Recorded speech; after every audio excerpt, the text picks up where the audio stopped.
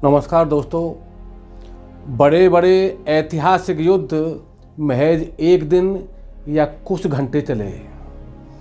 उदाहरण के लिए हल्दी घाटी का प्रसिद्ध युद्ध मात्र 3 घंटे लड़ा गया। इतने में ही हार जीत का फैसला हो गया। पानीपत के तीनों महायुद्ध एक एक दिन ही चले। इनसे भारत के भाग्य का फैसला हुआ। पर मथुरा में गोकुल सिंह उर्फ गोकुला जाट ने किसानों के साथ मिलकर मुगलों में सबसे ताकतवर क्रूर सम्राट औरंगजेब से 3 दिन तक डटकर मुकाबला किया। उसे प्रलोभन दिए गए, गिरफ्तार कर सताया गया। उसने हार नहीं मानी। भारतीय सपूत की इस वीर गाथा पर आज़ादी के इतने साल बाद भी गर्द जमी हुई है। 3 लोक से न्यारी मथुरा के घड़ी तिलपत का गोकुला जाट कोई राजा नहीं था और न ही सामंत। उसके पास कोई प्रशिक्षित फौज भी नहीं थी। औरंगजेब के राज में जब किसानों का जबरदस्त उत्पीड़न हुआ, उन पर लगान बढ़ा दिया गया। नहीं चुका पाने पर उनके जानवर जबरन खोले जाने लगे। किसानों से मारपीट होने लगी तो गोकुला से रहा नहीं गया। उसका खून खोल गया। पीड़ित किसानों को ही एकत्रित कर उन्होंने विरोध का झंडा उठाया। जब कोई अपनी पे आ जाए और दृढ़ता से ठान ले तो क्या नहीं कर सकता। अकेला चना भाड़ भी फोड़ सकता है। इसी संकल्प के साथ गोकुला ने काम किया। उसने गांव गांव जाकर लोगों को समझाया, आप सम्मान का वास्ता देकर उकसाया। कारवां बनता ही गया।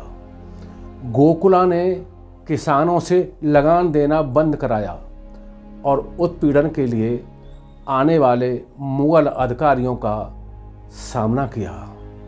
इस पर औरंगजेब ने फौजदार अब्दुल नबी को भेजकर मथुरा में सैनिकों की छावनी बनवाई। फिर अब्दुल नबी ने सुनियोजित तरीके से अपने सैनिकों के साथ मथुरा के सिहोरा गांव को घेर लिया तो गोकुला कहाँ चुप रहने वाला था।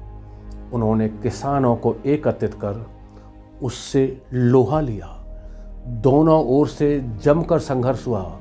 उन्होंने यहाँ अब्दुल नबी और उसके अनेक साथियों को मार डाला। यही नहीं, इसके बाद गोकुला और उसके साथियों ने सादाबाद में बनी मुगल छावनी पे हमला कर उसमें आग लगा दी। कहते हैं इस आग की लपटें आगरा तक दिखाई दी। औरंगजेब के लिए यह बड़ी चुनौती थी। किसी साधारण से किसान की मुगल सल्तनत के सामने यह जुर्रत। इस पर सम्राट ने सेनापति सफसिनब खां और आगरा के किलेदार राद अंदाज खां को भेजा। राद अंदाज खां बहुत ही क्रूर था, लेकिन गोकुला से यह पार नहीं पा सके। फिर समझदारी से सफसिनब खां के जरिए समझौता प्रस्ताव भेजा। औरंगजेब राजस्व की रकम वापस चाहता था। बदले में गोकुला को सल्तनत में पद देने तैयार था। गोकुला चाहता तो मुगल सम्राट से राजा जैसा कोई पद पा सकता था। उस जमाने में बहुतों ने ऐसा किया, पर गोकुला अलग ही मिट्टी का बना था। उसने ऐसा नहीं किया।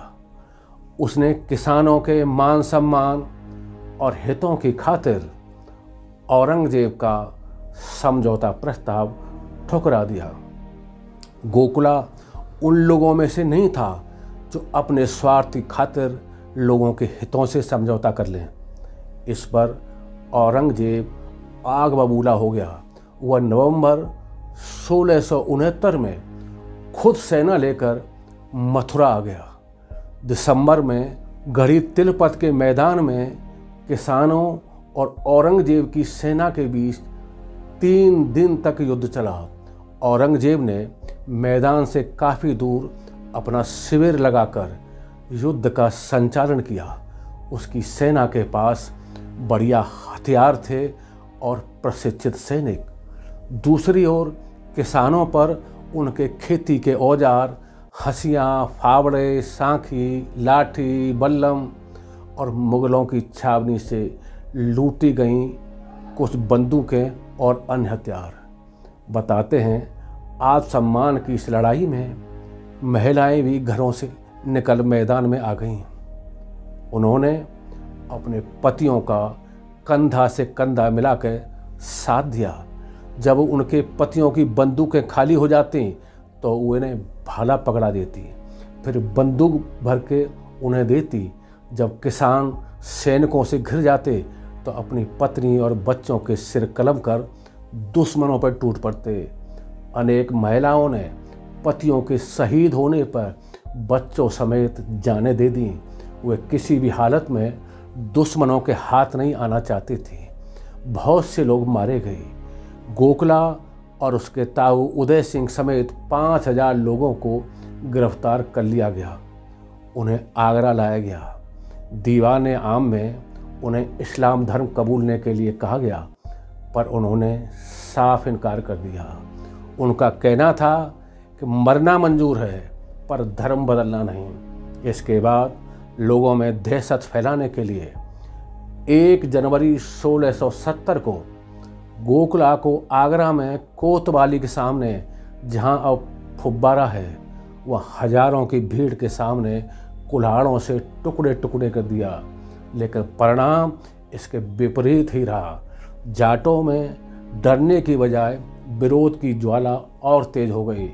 भरतपुर के राजा राम जाट ने 1688 में इसका बदला सिकंदरा पर हमला करके लिया। उसने सिकंदरा में अकबर की कब्र खोदकर उसकी हड्डियों को जला दिया।